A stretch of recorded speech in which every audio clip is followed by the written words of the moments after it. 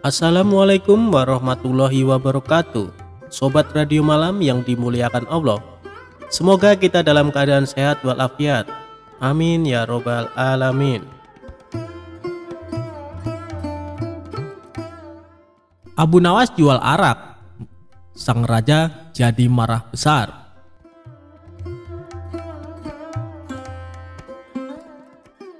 Selalu ada cara yang dilakukan oleh Abu Nawas untuk tidak dimarahi oleh Baginda Raja.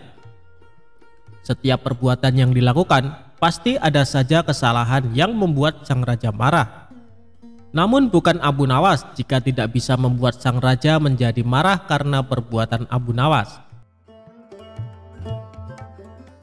Abu Nawas sendiri menjadi terkenal karena puisinya yang jenaka dan lucu.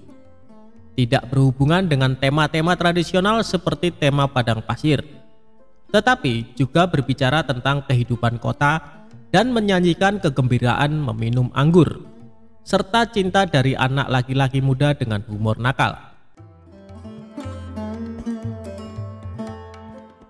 Kisah Abu Nawas kali ini menceritakan sang raja marah besar karena kedapatan Abu Nawas menjual arak. Suatu saat Abu Nawas kepergok membawa botol arak berwarna merah dan sang raja menegurnya.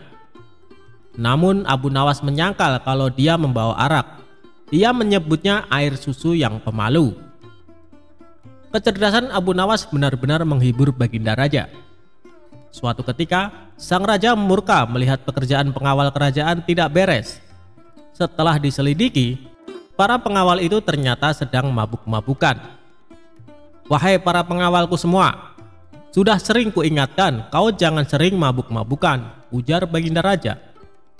Para pengawal terlihat gemetar, mereka menunduk, tidak berani menatap wajah sang raja karena merasa bersalah. "Ceritakan kepadaku, dari mana kalian mendapat arak itu?" tanya sang raja. Untuk beberapa saat para pengawal itu tidak mau mengaku. Namun setelah raja membentak, para pengawal pun mengaku.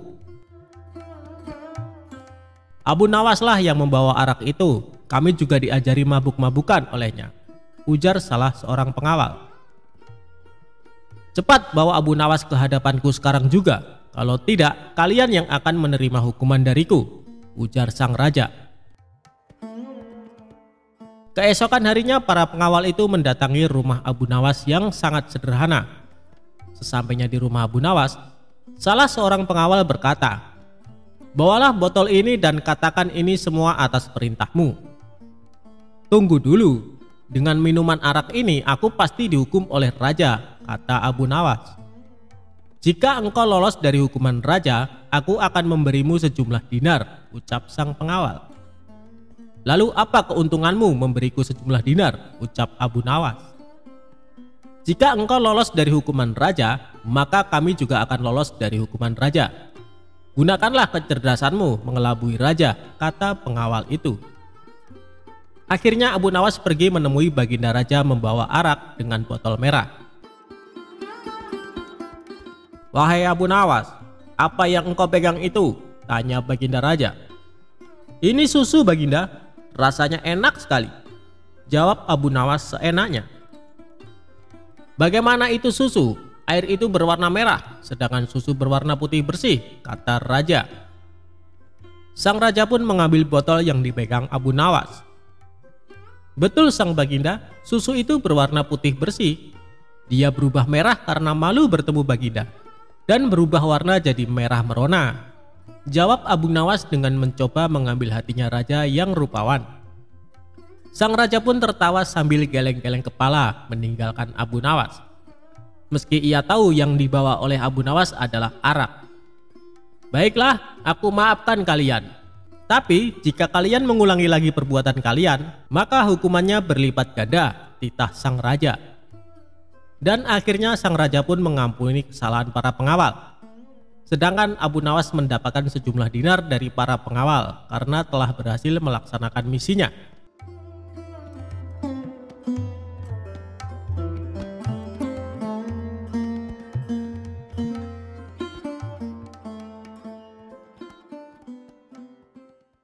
Abu Nawas bikin panci jadi beranak. Gimana caranya ya? Simak cerita lucunya lengkap berikut ini. Diawali saat Abu Nawas meminjam panci kecil ke tetangganya. Tapi pancinya tidak dikembalikan. Sampai-sampai tetangganya itu menagihnya. "Abu Nawas, mana panci saya?" "Wah, saya lupa. Sebentar," jawab Abu Nawas. Panci yang kecil itu ternyata melahirkan panci yang besar. "Ini panci kamu menjadi 2. Panci kamu beranak di rumah saya," ucap Abu Nawas. "Terima kasih, Masya Allah." Pinjam meminjam itu pun berakhir. Meski tidak masuk akal, tetangganya menerima begitu saja. Dia tidak mempermasalahkan karena merasa diuntungkan. Dia tidak bertanya kenapa panci itu bisa beranak.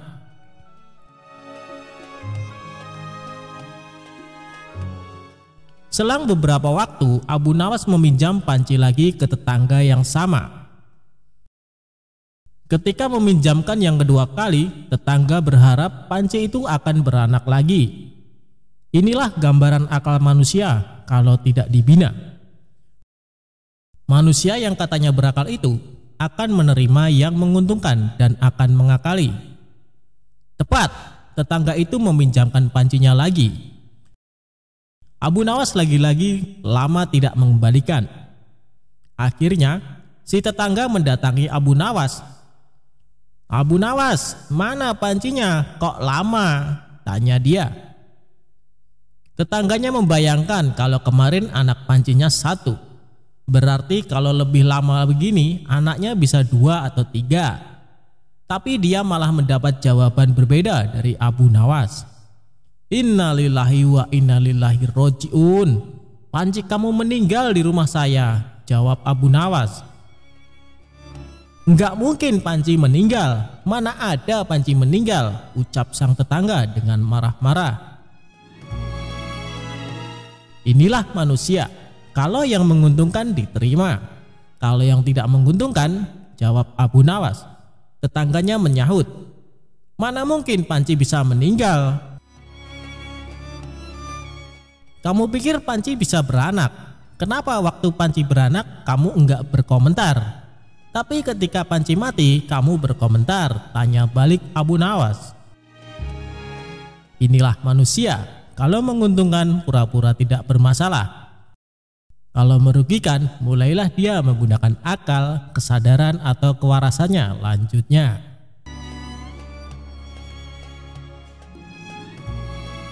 Abu Nawas dan botol ajaib. Suatu hari, Baginda Raja memanggil Abu Nawas ke istananya untuk diberi tugas. Setelah tiba di istana, Raja menyambut Abu Nawas dengan senyuman. "Akhir-akhir ini aku sering merasakan perutku sakit. Kata tabib istana, aku terkena serangan angin," kata Raja. Abu Nawas sedikit keheranan, lalu bertanya, "Ampun Baginda, kiranya apa yang bisa hamba lakukan untuk yang mulia?" "Tangkap dan penjarakan angin itu untukku," perintahnya. Abu Nawas diam sejenak. "Aku beri kau waktu 3 hari untuk menyelesaikan perintah ini," tambah sang raja. Abu Nawas kemudian pulang dengan membawa pekerjaan dari Baginda Raja. Ia masih terdiam, mulutnya terkunci rapat, tak mengeluarkan sepatah kata pun. Dalam kebingungan yang tidak habis-habis, ia belum bisa memikirkan bagaimana cara menangkap dan membuktikan bahwa itu memang benar-benar angin. Menurutnya, hanya anginlah satu-satunya benda aneh yang tidak berwarna dan tidak bisa dilihat, seperti halnya air yang masih bisa diindera. Sudah 2 hari ini tetapi Abu Nawas masih belum bisa mendapatkan cara untuk menangkap angin, bahkan memenjarakannya. Abu Nawas hampir putus asa dan tidak bisa tidur, karena waktu yang telah ditentukan tinggal sehari lagi. Ia mondar-mandir memikirkan cara. Tiba-tiba ia tersadar dan berkata kepada dirinya sendiri, "Bukankah jin itu tidak terlihat?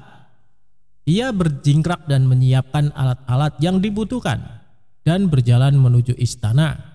Kemudian menyerahkan sebuah botol kepada raja. "Mana angin itu, Abu Nawas?" tanya Baginda Raja. "Ada di dalam, Yang Mulia," jawab Abu Nawas. "Benarkah? Aku tidak melihat apa-apa," kata sang raja. "Ampun Baginda, angin tidak bisa dilihat. Tetapi jika tuanku ingin tahu angin, tutup botol tersebut harus dibuka terlebih dahulu," jawab Abu Nawas. Setelah tutup botol itu dibuka, raja mencium bau busuk. Dengan marah ia berkata kepada Abu Nawas, "Bau apa ini, Abu Nawas?" "Ampun Baginda, tadi hamba buang angin, lalu hamba masukkan ke dalam botol tersebut. Karena takut angin yang hamba masukkan itu keluar, maka hamba memenjarakannya dengan menyumbat botol dan menutupnya," kata Abu Nawas dengan sangat ketakutan. Tapi raja tidak jadi marah karena apa yang dikatakan Abu Nawas memang masuk akal. Dan begitulah ia selamat dan sang raja pun memberikannya hadiah.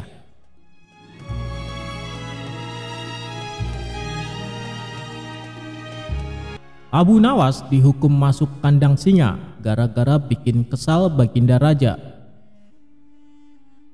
Suatu hari Abu Nawas nekat menjahili Baginda Raja. Kali ini usilnya tergolong kelewat batas karena Baginda Raja hampir saja kehilangan nyawa. Akibatnya Baginda Raja menjadi sangat murka dengan ulah Abu Nawas itu. Sebenarnya perbuatan Abu Nawas semata-mata hanya ingin membalas atas perlakuan Baginda Raja kepadanya. Karena bukan sekali dua kali saja Abu Nawas juga beberapa kali hampir celaka karena perbuatan usil Baginda Raja. Saat ini Baginda Raja diselimuti amarah yang sangat memuncak. "Cari Abu Nawas, tangkap dan bawalah ke sini," perintahnya. Beberapa pengawal kerajaan langsung berangkat menuju rumah Abu Nawas. Sesampainya di sana, mereka menangkap Abu Nawas dengan kasar. "Apa-apaan ini? Apa salahku?" tanya Abu Nawas ketakutan. "Kami diperintahkan Baginda Raja untuk menangkapmu. Kalau kamu menolak, kami tetap akan membawamu dengan cara paksa," jawab para pengawal. Abu Nawas pun hanya bisa pasrah. Ia kemudian digiring ke istana dihadapkan ke Baginda Raja. "Ampun Paduka Yang Mulia, kenapa hamba diperlakukan kasar begini?" tanya Abu Nawas. "Kamu jangan pura-pura tidak tahu, kamu telah membuat aku murka. Perbuatan usilmu kemarin hampir saja membuatku mati. Kamu keterlaluan dan sangat kurang ajar," jawab Baginda Raja penuh emosi. "Maafkan hamba Paduka Yang Mulia, hamba khilaf," ucap Abu Nawas. "Saat ini sudah tidak ada maaf bagimu, kamu harus dihukum mati," bentak Baginda Raja. "Lalu dengan cara apa hamba dihukum mati Paduka? Dipancung atau digantung?" tanya Abu Nawas. Bukan dengan cara seperti itu. Karena hukuman seperti itu hanya jadi bahan lelucon bagimu," balas Baginda Raja bertambah emosi. Abu Nawas menangkap keseriusan pada diri Baginda Raja. "Sepertinya Paduka tidak main-main. Ia terlihat sangat marah padaku," pikir Abu Nawas. Bahkan para menteri dan prajurit menundukkan kepala. Tidak ada yang berani menatap Baginda Raja. "Hai pengawal, masukkan Abu Nawas ke kandang singa," teriak Baginda Raja memecah keheningan. Para menteri dan segenap prajurit terkejut mendengar perintah tersebut. Karena walau bagaimanapun Abu Nawas adalah sosok yang baik. Sering berjasa mengungkap kasus-kasus di dalam istana yang sulit terpecahkan. Mereka tidak sampai hati melihat Abu Nawas tewas mengenaskan diterkam singa buas. Tapi karena ini adalah titah Baginda Raja, tidak ada seorang pun yang berani menentangnya. Lalu seorang penasehat istana berkata, "Ampun Paduka Yang Mulia, apakah tidak berlebihan hukuman yang diberikan? Bukankah lebih baik bila Abu Nawas dihukum penjara saja?" ujar penasehat istana coba membela Abu Nawas. "Kalau tidak suka dengan keputusanku, kau boleh ikut dengan Abu Nawas," hardik Baginda Raja. Sang penasehat istana hanya terdiam, ia tidak berani membantahnya. Sementara Abu Nawas tertunduk lesu mendengar keputusan tersebut, tubuhnya langsung lemas dan gemeteran. Namun, ketika hendak dimasukkan ke kandang singa, Abu Nawas berkata, "Ampun Paduka yang mulia, hamba ikhlas menerima hukuman ini dan hamba sudah pasrah. Tapi berilah waktu hamba 3 bulan. Hamba ingin agar di akhir kematian disibukkan oleh amal ibadah." Sejenak Baginda Raja terdiam. Tidak beberapa lama kemudian Baginda Raja berkata, "Baik, aku kabulkan permintaanmu. Tapi selama itu pula kamu harus hidup dalam penjara dan kamu dilarang menemui keluargamu." Abu Nawas pun menyetujui syarat tersebut. "Kalau diperkenankan, bolehkah saya minta satu permintaan lagi?" tutur Abu Nawas. "Apa permintaanmu?" tanya Baginda Raja. "Supaya kehidupan hamba di dalam penjara tidak membosankan, izinkan hamba memberi makan singa yang ada di kandang," jawab Abu Nawas. "Tidak masalah, nanti ruang penjaramu bersebelahan dengan kandang singa," ujar Baginda Raja. Maka dimasukkanlah Abu Nawas ke penjara. Pada bulan pertama Abu Nawas melalui waktu dengan beribadah, sedangkan tiap pagi dan sore diisi dengan memberi makan singa. Pada bulan kedua dan ketiga, Abu Nawas makin tekun beribadah. Ia juga lebih rajin memberi makan singa. Abu Nawas memperlakukan singa itu layaknya sahabat. 3 bulan pun berlalu dan tibalah saatnya bagi Abu Nawas untuk menjalani hukuman atas perintah Baginda Raja. Beberapa pengawal istana memasukkan Abu Nawas ke kandang singa. Sementara para menteri yang ikut menyaksikan merasa iba dengan nasib Abu Nawas. Tapi tiba-tiba terjadi peristiwa tidak terduga saat Abu Nawas berada di dalam kandang singa. Singa tersebut tidak menerkam, tapi justru menjilati kaki dan tangan Abu Nawas. Abu Nawas pun membalasnya dengan mengelus-elus tubuh dan kepala singa. Singa yang terkenal buas ini mendadak tunduk dan nurut kepada Abu Nawas. Sontak saja pemandangan itu membuat mereka yang hadir menjadi terkejut dan heran. "Abu Nawas ternyata punya kesaktian," ujar salah satu menteri. Dikarenakan singa itu tidak menerkam, akhirnya Abu Nawas dikeluarkan dari kandang singa dan disuruh menghadap Baginda Raja. "Hai Abu Nawas, kenapa singa itu tidak mau menerkammu? Kamu punya kesaktian apa?" tanya Baginda Raja merasa heran. "Sama sekali hamba tidak punya kesaktian Paduka," jawab Abu Nawas. "Tapi kenapa singa itu tidak memakanmu?" tanya Baginda Raja lagi. "Begini Paduka yang mulia, selama 3 bulan ini hamba rutin memberi singa itu makan dan minum. Dan hamba juga memperlakukan dia dengan baik. Oleh sebab itulah hamba tidak dimangsanya. Sebab dia pikir hamba adalah orang yang berjasa bagi dia. Padahal hanya 3 bulan hamba memperlakukan dia dengan baik. Dia memang seekor singa yang buas, tapi dia tahu balas budi. Buktinya dia tidak memangsa hamba. Sedangkan Paduka sendiri bertahun-tahun hamba mengabdi kepada Paduka dan berjasa bagi istana ini. Tapi hanya karena satu kesalahan, Paduka begitu tega menjatuhkan hukuman mati kepada hamba," tutur Abu Nawas menjelaskan. Mendengar hal itu, Baginda Raja pun menyadari akan kesalahannya. "Maafkan aku Abu Nawas, aku telah berbuat khilaf. Baiklah, sekarang kamu boleh pulang, dan ini ada hadiah uang untukmu dan keluargamu. Terimalah sebagai rasa terima kasihku karena telah menyadarkanku," ujar Baginda Raja. Berkat kecerdikannya, Abu Nawas kembali lolos dari hukuman mati.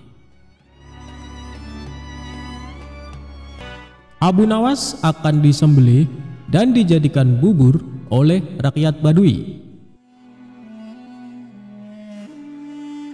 Alkisah, pada suatu hari, Abu Nawas yang cerdik sedang menghabiskan waktunya dengan berjalan-jalan di kota Baghdad.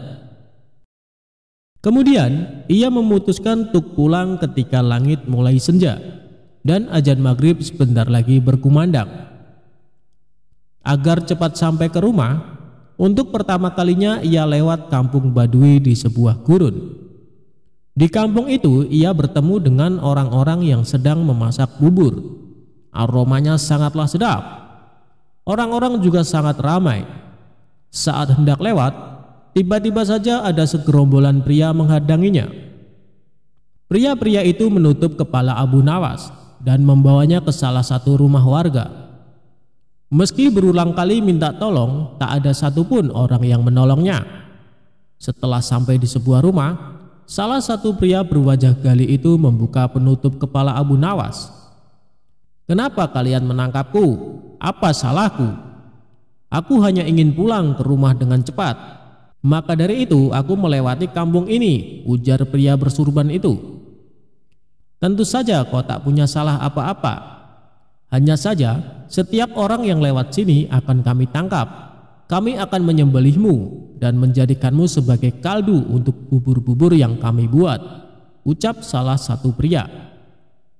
"Jadi bubur-bubur yang kalian sajikan itu adalah bubur-bubur berbahan daging manusia?" tanya Abu Nawas. "Hahaha, tentu saja. Rasanya tak kalah nikmat dengan daging sapi atau daging unta. Kau mau mencobanya?" ucap salah seorang pria. "Tapi kenapa harus daging manusia? Bukankah berdosa membunuh sesama manusia?" tanyanya polos. "Ini semua salah pemerintah yang tak mengurus kami. Daging sapi dan daging unta sangatlah mahal. Rakyat di kampung kami ini miskin," jawab pria berwajah gali tersebut. Lalu para pria di kampung Badui mengarak Abu Nawas ke tempat penyembelihan.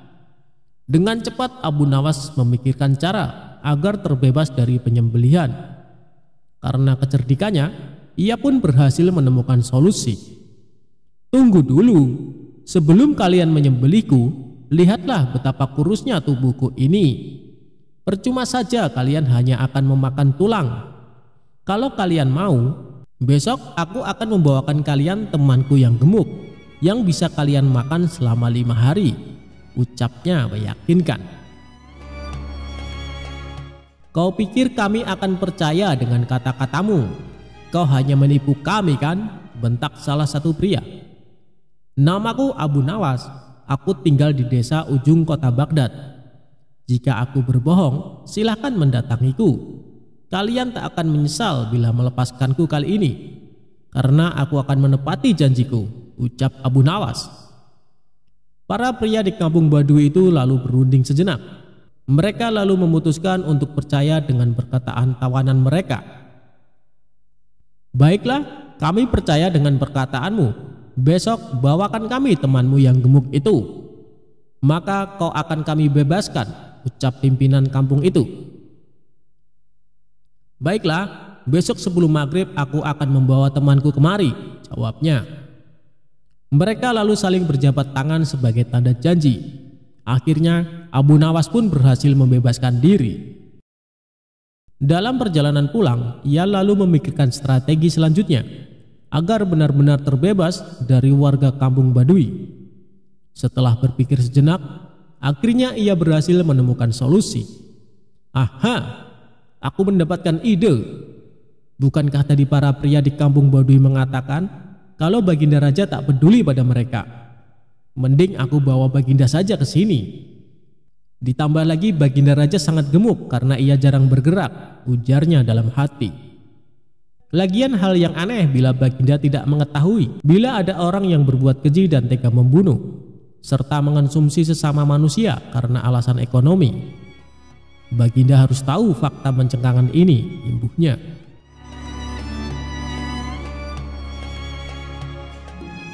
Keesokan harinya, Abu Nawas menemui Baginda Raja.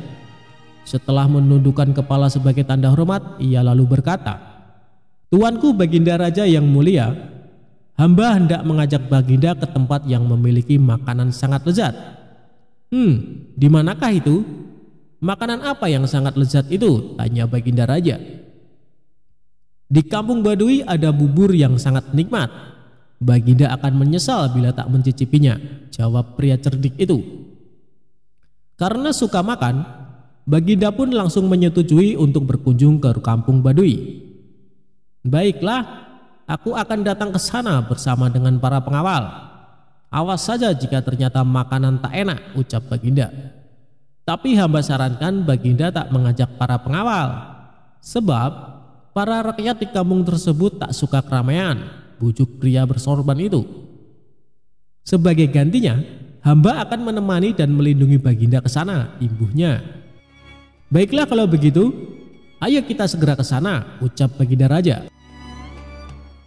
Mereka pun berjalan ke kampung Baduy. Sesampainya di sana, Abu Nawas mengajak Baginda Raja ke rumah warga yang kemarin hendak memenggalnya. Baginda, tunggulah di sini sejenak. Hamba akan menemui penjual bubur itu, ucapnya.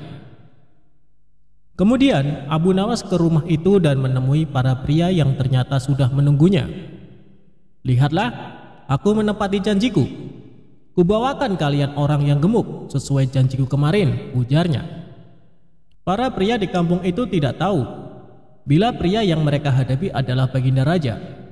Dengan cepat, mereka lalu menyekap Baginda Raja. Dalam hati Abu Nawas berkata, jika Baginda pandai, maka ia akan menemukan cara terbebas dari para pria itu. Dan kalau bodoh, matilah ia disembelih. Sebelum para pria melakukan penyembelihan, Baginda pun berkata, tubuhku emang gemuk, tapi dagingku sedikit. Tubuhku ini kebanyakan berisi lemak, tak enak bila dijadikan santapan.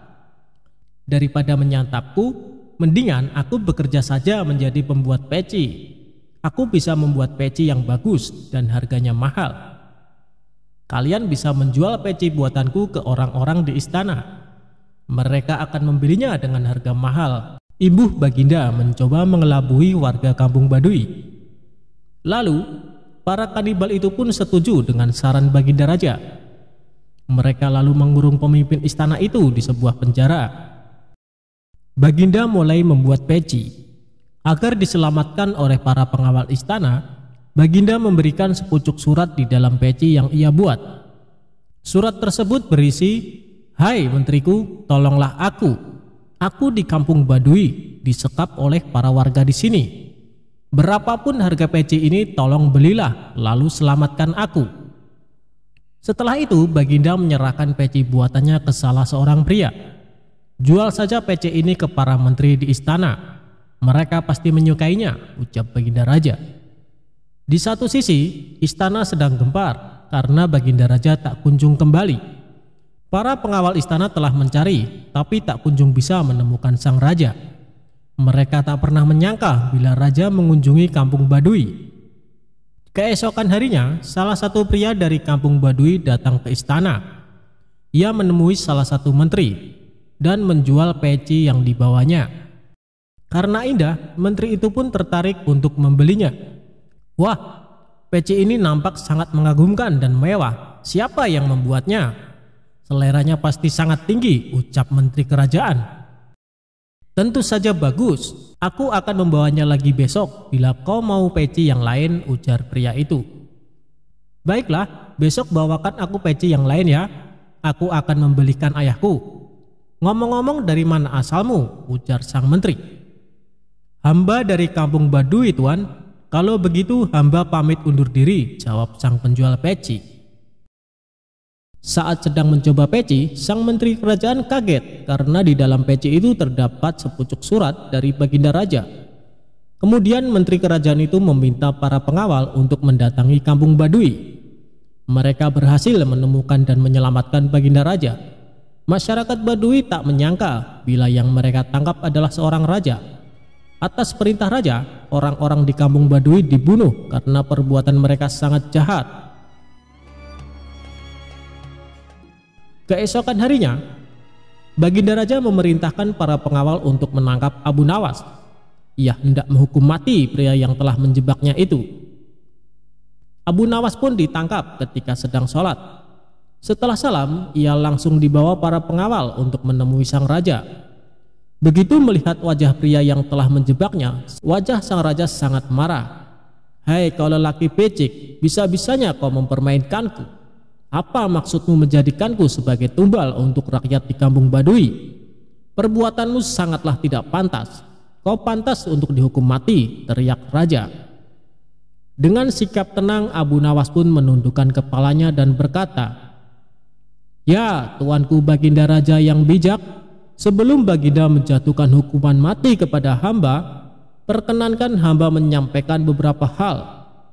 "Baiklah, cepat katakan, waktumu tak lama," jawab Baginda Raja.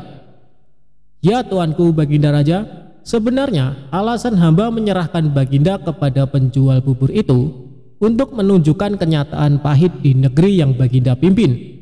Sebab bila tak mengalaminya langsung, bisa saja Paduka tak percaya dengan perkataan hamba. Padahal semua kejadian yang terjadi di negeri ini adalah tanggung jawab Baginda sebagai seorang pemimpin," ucap Abu Nawas. "Bukankah raja yang adil dan bijak sebaiknya mengetahui seluruh perbuatan rakyatnya? Untuk itu hamba mengajak Paduka pergi ke kampung Badui. Lagi pula hamba sudah bisa menduga bila Baginda adalah pemimpin cerdas, sehingga pasti bisa lolos dari jebakan mereka. Demikian tuanku. Jika perkataan hamba ini salah, silakan hukum hamba. Bila hamba tak bersalah tapi tetap mendapatkan hukuman, hamba tidak akan ikhlas, sehingga dosa akan menjadi tanggung jawab tuanku di akhirat kelak," imbuh Abu Nawas. Setelah mendengar ucapan tersebut, hilanglah amarah Baginda Raja. Dalam hati ia membenarkan seluruh ucapan pria itu. Selama ini ia merasa belum sepenuhnya memperhatikan rakyatnya, sehingga kampung Badui pun terlantar dan menjadi kanibal. "Baiklah, akan kuampuni segala perbuatanmu, tapi berjanjilah kau tak mengulangi lagi perbuatanmu," perintah Baginda Raja. Abu Nawas pun menganggukkan kepala dan pamit dari istana. Setelah kejadian tersebut, Baginda menjadi pemimpin yang semakin peduli kepada rakyatnya. Ia tak ingin ada masyarakat yang terlantar. Jin raksasa jahat dibuat minta ampun ketakutan. Diawali dari beredar kabar ada jin raksasa jahat yang menghuni gua angker di sebuah perbukitan kecil yang jauh dari permukiman warga. Konon jin raksasa jahat itu sangatlah jahat. Siapa saja yang berani mendekati gua tempat tinggalnya bakal dibunuh dengan cara sadis. Suatu hari, Abu Nawas akan melakukan perjalanan yang kebetulan harus melewati perbukitan tersebut. Daerah tersebut merupakan tempat tinggal jin raksasa jahat. Salah seorang warga setempat melarang niat Abu Nawas ini. "Tuan, lebih baik urungkan niat Anda. Carilah jalan lain saja," ujar warga tersebut. "Memangnya kenapa?" tanya Abu Nawas penasaran. "Perbukitan itu sangatlah angker. Ada jin raksasa jahat.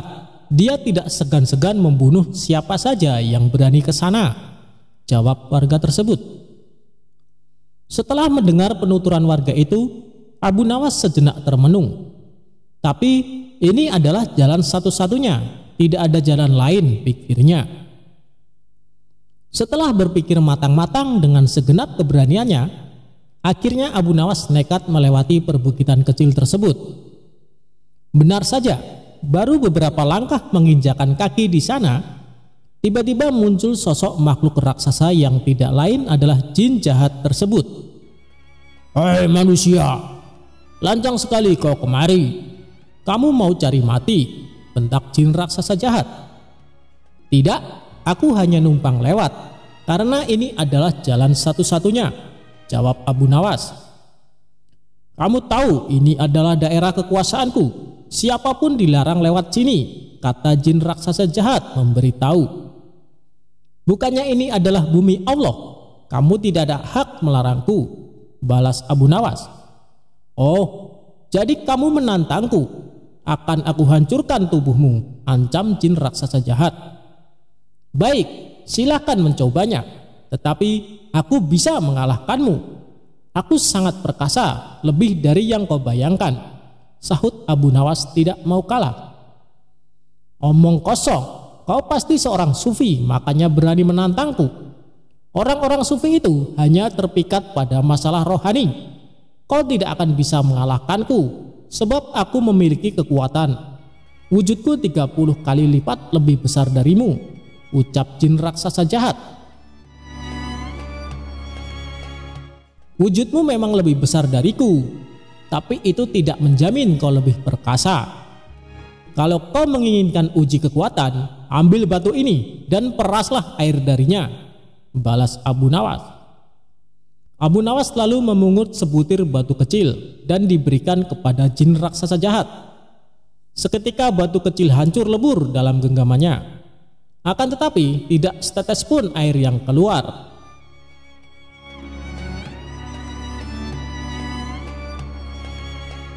Jin raksasa jahat tersebut coba mengulanginya beberapa kali dengan batu yang lain, tapi usahanya sia-sia. Akhirnya jin raksasa jahat pun menyerah. Ini mustahil, tidak mungkin ada air di dalam batu. Coba kau tunjukkan kalau batu memang ada airnya, kata jin raksasa penasaran. Dalam keremang-remangan, Abu Nawas mengambil sebuah batu kecil yang sudah lapuk. Bersamaan dengan itu, tanpa sepengetahuan jin raksasa, Abu Nawas juga mengambil sebutir telur dari kantong bajunya. Lantas meremukkannya batu kecil menggunakan genggaman tangannya. Seketika cairan telur langsung menetes keluar. Melihat hal itu, jin raksasa jahat sangat terkesan dengan kesaktian Abu Nawas. Kamu luar biasa, menginaplah di tempat tinggalku. Malam ini akan kujamu kau dengan macam-macam hidangan, ajak jin raksasa. Abu Nawas pun mengikutinya masuk ke sebuah gua yang sangat besar. Sesampainya di sana, ia melihat banyak sekali harta dan perhiasan. Dari mana semua harta ini? Tanya Abu Nawas. Jin raksasa jahat memberitahu semua harta dan perhiasan tersebut adalah milik para kabilah yang tersesat dan sudah dibunuhnya. Setelah dijamu makan malam, jin raksasa mempersilahkan Abu Nawas untuk istirahat. Berbaringlah di sebelahku dan tidurlah, kata jin raksasa jahat. Jin raksasa kemudian membaringkan diri dan segera tidur. Sementara Abu Nawas yang secara naluri mengetahui adanya bahaya pengkhianatan, segera bangkit dan menyembunyikan diri di tempat yang agak jauh dari jin raksasa tersebut. Abu Nawas mengatur tempat pembaringannya agar seolah-olah tidur di samping jin raksasa. Tidak lama setelah itu, jin raksasa bangun. Dia mengambil sebuah batang pohon, lalu menghajar Abu Nawas dengan sekuat tenaga yang dikiranya masih tidur di sebelahnya. Jin raksasa jahat memukul bertubi-tubi sebanyak 7 kali, kemudian kembali berbaring dan tidur. Setelah jin raksasa benar-benar tidur, barulah Abu Nawas membaringkan tubuhnya tepat di sebelah jin raksasa. Saat hari sudah menjelang pagi, keduanya terbangun. Betapa kagetnya jin raksasa melihat Abu Nawas masih hidup. Bahkan tidak ada luka sedikit pun. Gua ini nyaman sekali untuk istirahat, tapi sayang, tadi malam aku agak terganggu. Sebab aku sempat merasa ada nyamuk menggigitku sampai 7 kali, ucap Abu Nawas. Tentu saja hal itu sangat mengejutkan jin raksasa, hingga tidak berani lagi menyerang Abu Nawas. Bagaimanapun, kalau seorang telah dipukul sebanyak 7 kali dengan batang pohon oleh jin raksasa pasti akan mati. Apalagi memukulnya menggunakan tenaga sekuat-kuatnya. Akhirnya, jin raksasa jahat tersebut mempersilahkan Abu Nawas untuk melanjutkan perjalanannya. Berkat kecerdikannya, Abu Nawas pun selamat dari pembunuhan.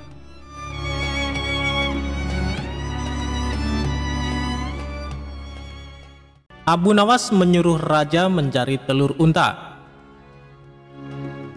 Humor Abu Nawas kali ini bermula dari baginda raja merasakan sakit di seluruh tubuh. Buat berjalan saja terasa sangat berat, sampai akhirnya dia memanggil tabib istana untuk mengobatinya. Tapi ternyata hasilnya nihil. Lantaran tabib istana sampai ahli kesehatan sepenjuru negeri tidak bisa mengobati, akhirnya baginda raja membuat sayembara untuk para tabib agar bisa menyembuhkan penyakitnya. Barang siapa yang bisa mengobati penyakitnya akan diberi hadiah uang emas yang banyak. Sayembara tersebut pun menyebar. Banyak para tabib yang akhirnya ambil bagian mengadu nasib untuk mengobati Baginda Raja. Abu Nawas yang mendengar sayembara itu pun tertarik untuk mencobanya. Padahal ia sama sekali tidak mempunyai kemampuan mengobati penyakit. Hari yang ditunggu pun tiba. Abu Nawas menghadap raja untuk mencoba mengobatinya. "Hei Abu Nawas, rupanya engkau ikut pula dalam sayembara yang kuadakan ini," kata raja. "Benar Baginda Raja," jawab Abu Nawas. "Apa kau bisa mengobati penyakitku ini?" tanya Baginda Raja. "Hamba akan mencobanya Baginda. Hamba akan mencoba menerapkan cara-cara yang belum pernah dilakukan tabib lainnya," ucap Abu Nawas meyakinkan. Ia kemudian meminta Baginda Raja untuk menerangkan penyakit apa yang diderita agar bisa memberikan tindak lanjut. Baginda Raja pun menerangkan jika tubuhnya terasa nyeri, tangan dan kakinya terasa pegal-pegal. Setelah memeriksa, Abu Nawas tidak langsung mengobati. Ia meminta waktu 2 hari kepada Baginda Raja untuk meramu resep obat terbaik. Di bawah pohon yang rindang, ia terus berpikir resep untuk sang raja. Maklum saja Abu Nawas bukan tabib, sehingga bingung harus memberikan resep apa. Sambil duduk dan berpikir, dari kejauhan dia melihat seorang kakek tua yang masih sibuk sendirian memetik buah-buahan di kebun kurma. Abu Nawas yang heran langsung mendekati kakek tersebut. Setelah bercakap-cakap dengan sang kakek, Abu Nawas mendapat jawaban jika kakek itu menjadikan aktivitas memetik buah sebagai kesibukannya. Jika tidak ada kesibukan, si kakek malah merasa badannya pegal-pegal. Dari pertemuan itu, Abu Nawas menemukan penyebab sakit Baginda Raja.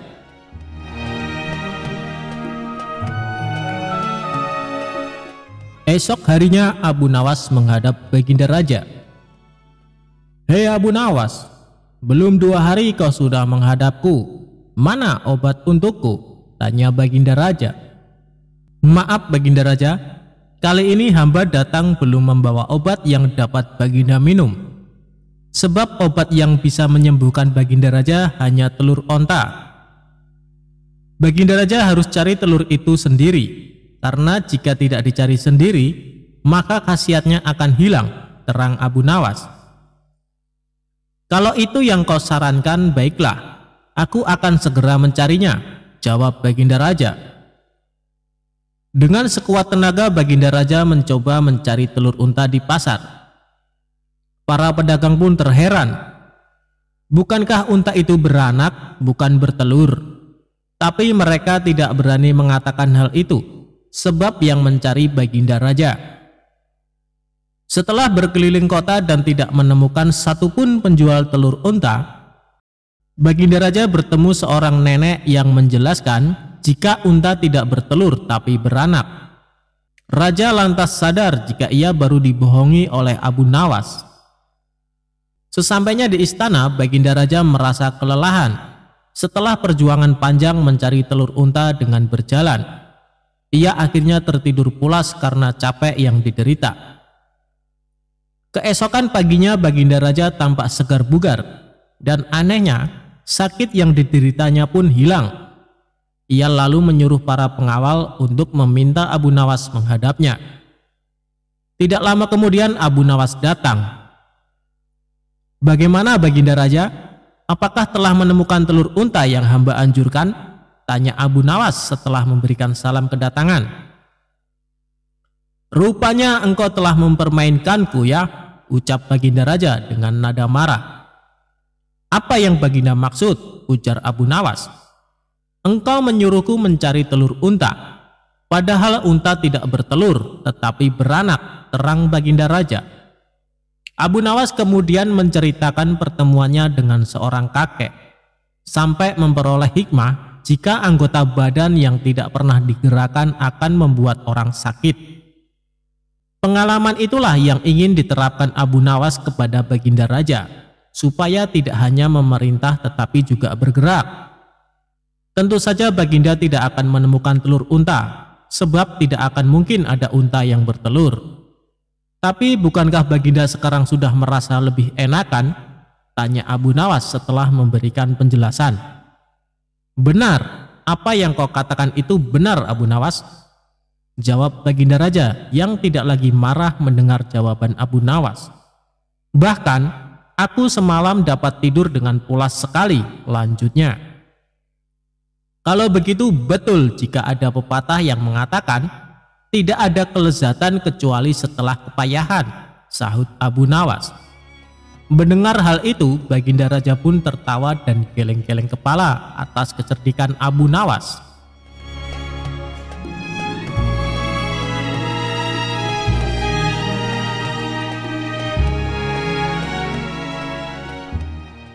Kisah lucu tentang Abu Nawas memang tidak pernah ada habisnya. Seperti cerita satu ini saat Abu Nawas mencari jodoh.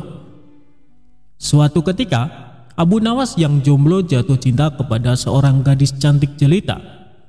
Abu Nawas tergila-gila dengan paras wanita cantik, pintar, dan ahli ibadah itu.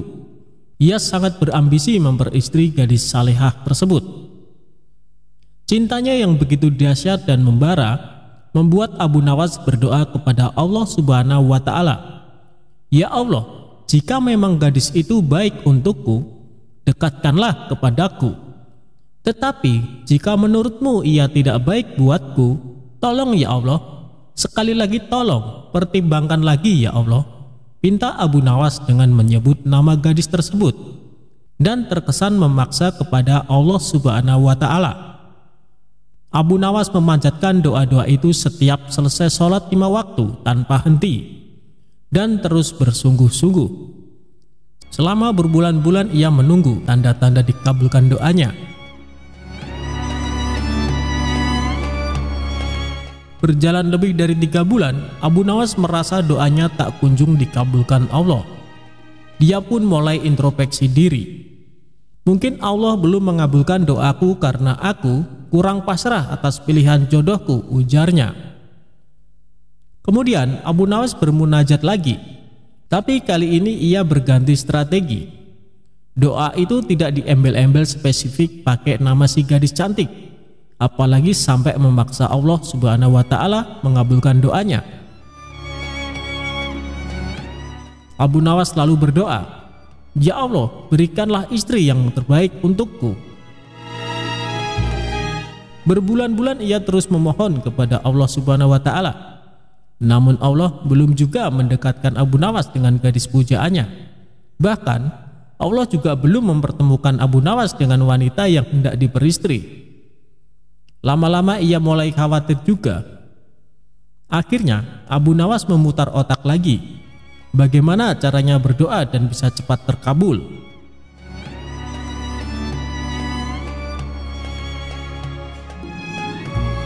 Abu Nawas memang manusia cerdas, ia tidak kehabisan akal. Ia pun merasa perlu sedikit diplomatis kepada Allah Subhanahu wa Ta'ala. Abu Nawas pun mengubah doanya, "Ya Allah, kini aku tidak minta lagi untuk diriku.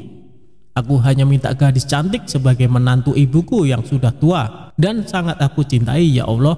Sekali lagi bukan untukku ya Tuhan, maka berikanlah ia menantu."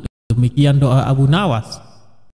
Dasar Abu Nawas pakai membawa nama ibunya segala, padahal permintaannya itu tetap saja untuk dirinya. Padahal Allah Maha Tahu, tidak bisa diakali siapapun. Tapi mungkin karena keikhlasan dan keluguan Abu Nawas tersebut, Allah Subhanahu wa Ta'ala pun menjawab doanya. Akhirnya Allah menakdirkan wanita cantik dan salihah tersebut menjadi istri Abu Nawas. Wah, kisah yang happy ending ya. Pelajaran yang dipetik adalah jangan lelah meminta dan berdoa kepada Allah Subhanahu wa Ta'ala, karena Allah pasti mengabulkan doa-doa hambanya.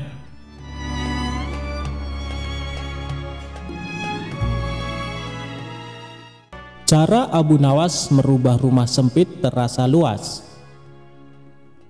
Sudah lama Abu Nawas tidak dipanggil ke istana untuk menghadap Baginda. Abu Nawas juga sudah lama tidak muncul di kedai teh. Kawan-kawan Abu Nawas banyak yang merasa kurang bergairah tanpa kehadiran Abu Nawas. Tentu saja keadaan kedai tak semarak karena Abu Nawas si pemicu tawa tidak ada. Suatu hari ada seorang laki-laki setengah baya ke kedai dan menanyakan Abu Nawas. Ia mengeluh bahwa ia tidak menemukan jalan keluar dari masalah pelik yang dihadapi. Salah seorang teman Abu Nawas ingin mencoba menolong. "Cobalah utarakan kesulitanmu kepadaku, barangkali aku bisa membantu," kata kawan Abu Nawas. "Baiklah, aku mempunyai rumah yang sangat sempit, sedangkan aku tinggal bersama istri dan ke-8 anak-anakku. Rumah itu kami rasakan terlalu sempit, sehingga kami tidak merasa bahagia," kata orang itu membeberkan kesulitannya. Kawan Abu Nawas tidak mampu memberikan jalan keluar. Begitu juga dengan yang lainnya. Sehingga mereka menyarankan agar orang itu pergi menemui Abu Nawas di rumahnya saja. Orang itu pun pergi ke rumah Abu Nawas, dan kebetulan Abu Nawas sedang mengaji. Setelah mengutarakan kesulitan yang dialami, Abu Nawas bertanya kepada orang tersebut, "Punyakah engkau seekor domba?" "Tidak, tetapi aku mampu membelinya," jawab orang itu. "Kalau begitu belilah seekor dan tempatkan domba itu di dalam rumahmu," Abu Nawas menyarankan. Orang itu tidak membantah. Ia langsung membeli seekor domba seperti yang disarankan Abu Nawas. Beberapa hari kemudian orang itu datang lagi menemui Abu Nawas. "Wahai Abu Nawas, aku telah melaksanakan saranmu, tetapi rumahku bertambah sesak. Aku dan keluargaku merasa segala sesuatu menjadi lebih buruk dibandingkan sebelum tinggal bersama domba," kata orang itu mengeluh. "Kalau begitu, belilah lagi beberapa ekor unggas dan tempatkan juga mereka di dalam rumahmu," saran Abu Nawas. Orang itu tidak membantah. Ia langsung membeli beberapa ekor unggas yang kemudian dimasukkan ke dalam rumahnya. Beberapa hari kemudian orang itu datang lagi ke rumah Abu Nawas. "Wahai Abu Nawas, aku telah melaksanakan saran-saranmu dengan menambahi penghuni rumahku dengan beberapa ekor unggas. Namun begitu aku dan keluargaku semakin tidak betah tinggal di rumah yang makin banyak penghuninya. Kami bertambah merasa tersiksa," kata orang itu dengan wajah yang semakin muram. "Kalau begitu belilah seekor anak unta dan peliharalah di dalam rumahmu," kata Abu Nawas menyarankan kembali.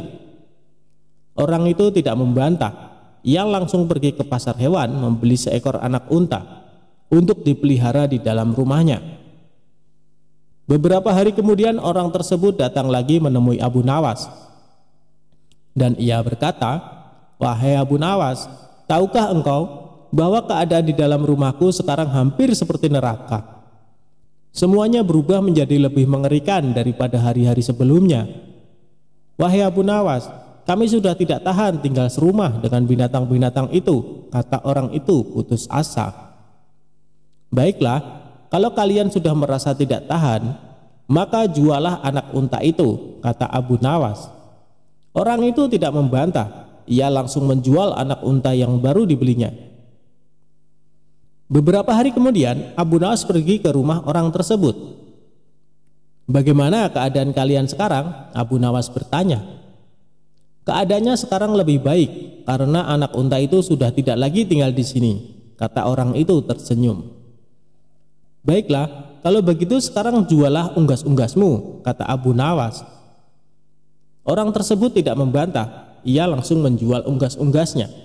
Beberapa hari kemudian Abu Nawas mengunjungi orang itu lagi. "Bagaimana keadaan rumah kalian sekarang?" Abu Nawas bertanya. "Keadaannya sekarang lebih menyenangkan karena unggas-unggas itu sudah tidak tinggal bersama kami," kata orang itu dengan wajah ceria. "Baiklah kalau begitu sekarang jualah domba itu," kata Abu Nawas. Orang itu tidak membantah. Dengan senang hati ia langsung menjual dombanya. Beberapa hari kemudian Abu Nawas bertamu ke rumah orang itu. Ia bertanya, "Bagaimana keadaan rumah kalian sekarang?" "Kami merasakan rumah kami bertambah luas karena binatang-binatang itu sudah tidak ada lagi tinggal bersama kami. Dan kami sekarang merasa lebih bahagia daripada sebelumnya. Kami mengucapkan terima kasih yang tak terhingga kepadamu, hai Abu Nawas, kata orang itu dengan wajah berseri-seri. Sebenarnya, batas sempit dan luas itu tertancap dalam pikiranmu. Kalau engkau selalu bersyukur atas nikmat dari Tuhan, maka Tuhan akan mencabut kesempitan dalam hati dan pikiranmu, kata Abu Nawas menjelaskan. Sebelum Abu Nawas pulang, ia bertanya kepada orang itu, apakah engkau sering berdoa? Ya, jawab orang itu. Ketahuilah bahwa doa seorang hamba tidak mesti diterima oleh Allah, karena manakala Allah membuka pintu pemahaman kepada engkau ketika Dia tidak memberi engkau, maka ketiadaan pemberian itu merupakan pemberian yang sebenarnya.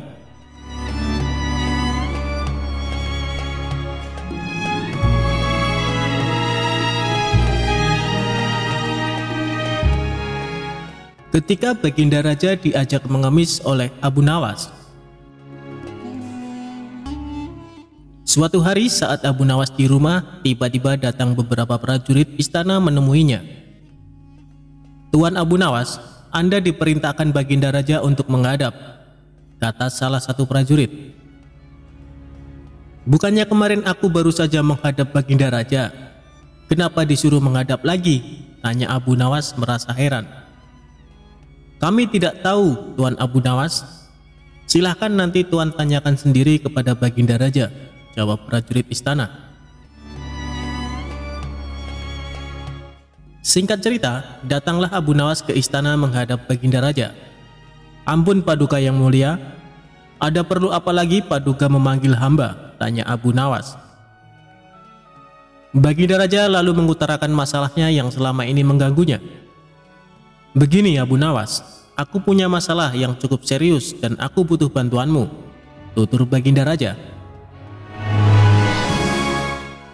Memangnya masalah apa yang sedang Paduka hadapi? Kiranya apa yang bisa hamba bantu? Tanya Abu Nawas kembali.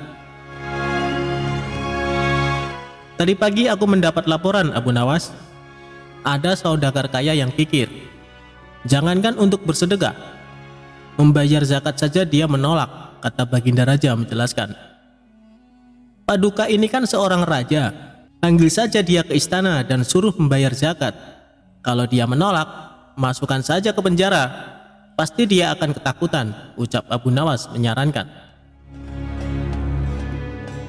Sebenarnya bisa saja aku berbuat demikian, tapi apakah ada cara yang lebih baik dan lebih bijak supaya dia bisa sadar tanpa harus aku paksakan? Aku yakin dia sebenarnya orang baik, karena sebelum menjadi saudagar kaya, dia rajin sedekah dan membayar zakat tepat pada waktunya, ujar Baginda Raja. Baiklah Paduka, sebenarnya ini masalah yang mudah Paduka, tapi karena Paduka menginginkan cara yang bijak, maka hamba butuh waktu 3 hari untuk memikirkannya, kata Abu Nawas. Kemudian Abu Nawas memohon diri untuk pulang ke rumah. Setibanya di rumah, dia terus berpikir mencari jalan keluar yang tepat. Padahal Abu Nawas sendiri menginginkan agar saudagar kaya itu dipenjara saja. Saudagar itu memang terkenal sangat pelit, bahkan para tetangga pun banyak yang membencinya. Tapi karena keinginan Abu Nawas tidak sejalan dengan pemikiran Baginda Raja, mau tidak mau harus menemukan cara lain yang sesuai perintah Baginda Raja. 3 hari berlalu, tibalah saatnya bagi Abu Nawas untuk menghadap ke istana. Sesampainya di sana, Abu Nawas langsung dipersilahkan menghadap Baginda Raja. Bagaimana Abu Nawas? Apakah kamu sudah menemukan caranya? Tanya Baginda Raja. Sudah Paduka, hamba sudah menemukan caranya, jawab Abu Nawas. Bagus, beritahu aku sekarang caranya, minta Baginda Raja. Tapi hamba tidak yakin Paduka akan bersedia melakukannya, timpal Abu Nawas.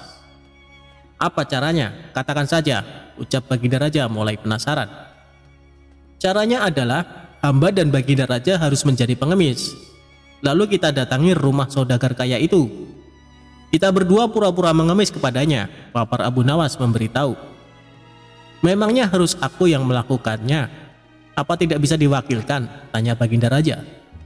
Tidak bisa Paduka, karena ini adalah cara satu-satunya, jawab Abu Nawas.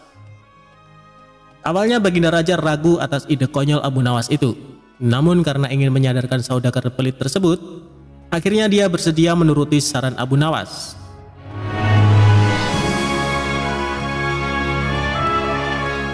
Esok harinya Abu Nawas dan Baginda Raja mendatangi rumah saudagar kaya itu dengan mengenakan baju layaknya pengemis.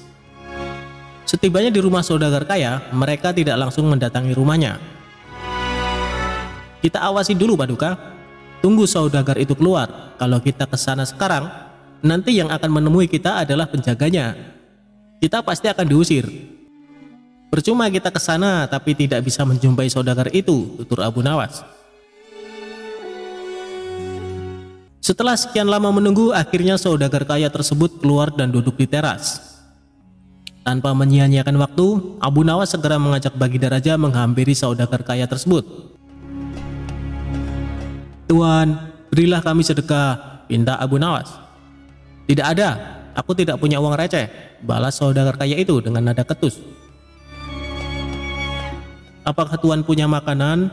Kami lapar sekali Tuan, tanya Abu Nawas. Tidak ada, sana pergi kalian, jawab saudagar tersebut mulai emosi. Baiklah kalau begitu kami minta air putih saja Tuan, balas Abu Nawas. Kalian ini tuli atau gimana sih? Sudah aku bilang tidak punya apa-apa, sana pergi kalian, jangan ganggu aku, bentak saudagar kaya. Di saat itulah Abu Nawas mulai akal cerdiknya, kasihan sekali kalau Tuan tidak punya apa-apa. Kenapa Tuan tidak ikut saja sama kami? Kita mengemis bersama-sama Tuan, ajak Abu Nawas. Akibat perkataan Abu Nawas ini, saudagar kaya menjadi salah tingkah. Antara marah, tersinggung, malu bercampur aduk menjadi satu. Ia pun terdiam untuk beberapa saat. Tiba-tiba terlintas di benaknya ingatan masa lalu. Dahulu dia adalah orang miskin tapi rajin bersedekah. Namun sekarang setelah kaya raya justru menjadi orang kikir. Wajahnya yang tadinya terlihat galak kini malah tertunduk lesu. Bagaimana? Apakah Tuan memilih jadi orang miskin atau orang kaya? Kalau masih ingin jadi orang kaya jangan lupa bersedekah dan bayar zakat. Kalau tidak mau sedekah mengemis sajalah seperti kami, tutur Abu Nawas.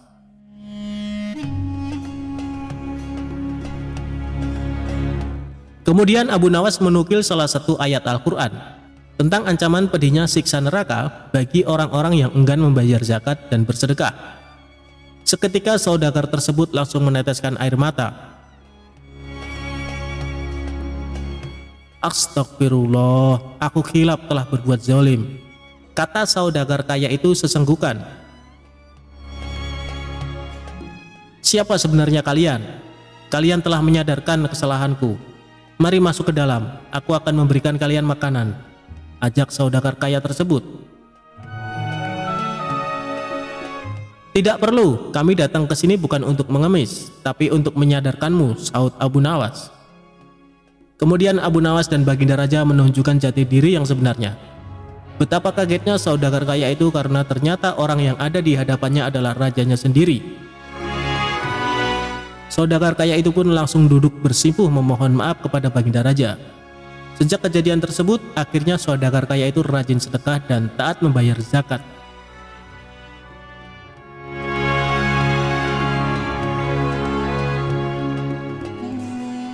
Abu Nawas menjebak si tukang sihir.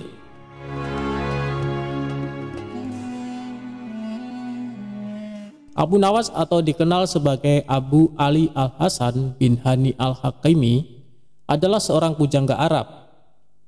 Abu Nawas dilahirkan di kota Ahvaz di negeri Persia.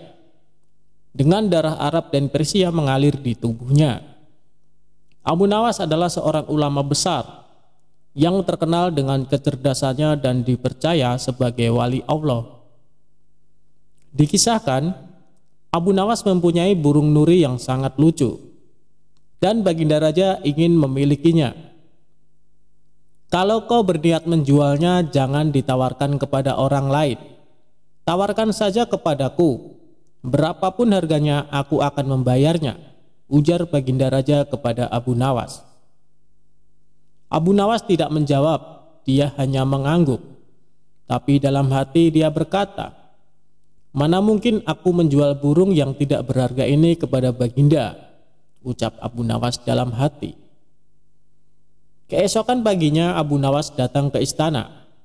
Dia datang dengan membawa burung nuri yang diinginkan Baginda itu. Abu Nawas tidak ingin menjualnya. Dia ingin memberikan cuma-cuma kepada Baginda. Tapi di pintu gerbang istana, 2 orang pengawal menahannya. Siapa kamu? Ada keperluan apa menghadap Baginda Raja? Hardik kedua pengawal dengan wajah bengis. Rupanya, kedua orang pengawal istana tersebut adalah orang kepercayaan Perdana Menteri Abu Dahi yang selalu ingin mencelakakan Abu Nawas. Aku hendak menyerahkan burung nuri ini kepada Baginda Raja karena beliau sangat menyukainya, jawab Abu Nawas. Tinggal saja burung jelek itu di sini, biar aku yang menyerahkan kepada Baginda, ucap salah seorang pengawal. Abu Nawas pun menurut. Dalam situasi seperti ini, dia tidak mungkin melawan. Tapi suatu saat mereka pasti akan menemui perbuatannya. Oleh kedua pengawal kepercayaan Abu Dahi, burung nuri Abu Nawas ditukar dengan burung gereja. Setelah itu diserahkan kepada Baginda Raja. Perdana Menteri Abu Dahi yang melihat kejadian itu tersenyum simpul memuji hasil kerja anak buahnya. Berdebah, gigi Baginda gemertak menahan amarah. Dia merasa terhina oleh perbuatan Abu Nawas. Burung nuri yang diharapkan tapi burung gereja yang dikirimkan. Tanpa menunggu waktu, saat itu juga Baginda mendatangi rumah Abu Nawas. Abu Nawas, kalau kau keberatan menjual burung nuri kepadaku, aku tidak apa-apa. Tapi jangan kau kirim burung gereja ke istana. Itu suatu penghinaan buatku, kecam Baginda dengan mata memerah menahan amarah. Begini Baginda, tutur Abu Nawas mencoba meredakan amarah Baginda. Istana Baginda telah kemasukan 2 orang penyihir yang menjadi penjaga pintu gerbang istana. Kedua orang itu bisa menyihir seekor burung gereja, dan hamba yakin besok-besok kedua orang itu bisa menyihir burung beo menjadi burung nuri. Kalau tidak percaya, tunggulah besok di istana. Baginda akan menyaksikan sendiri betapa hebatnya sihir mereka. Sambil berkata begitu, Abu Nawas mengelus-elus seekor burung beo yang bertengger di depan jendela rumahnya. Burung beo itulah yang akan dibuat menjebak kedua pengawal bengis istana.